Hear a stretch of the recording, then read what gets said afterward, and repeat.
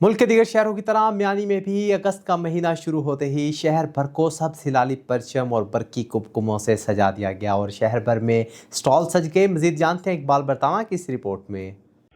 जी बिल्कुल, मैं इस वक्त म्यानी में मौजूद हूँ। मुल्क भर की तरह म्यानी में भी जश्न आज़ादी पाकिस्तान के लिए जगह जगह पर स्टॉल कायम कर दिए गए हैं। अगर बात की जाए इन स्टॉल पर तो झंडे, बैजेस, टोपियाँ और पट्टे भी दस्तियाब हैं जो 14 अगस्त मनाने के लिए बच्चे इस्तेमाल करते हैं। मेरे साथ इस वक्त एक शहरी मौजूद हैं जो बच्चों की खरीदारी के लिए आए हुए हैं। उनसे जानते हैं कि वो क्या खरीद कर रहे हैं और किस तरह जज्बा रखते हैं जश्न आज़ादी के लिए। जी इंशाल्लाह जी, झंडियां और झंडे बैश शायद उस पिछे बच्चों वास्ते लेके जा रहे हैं।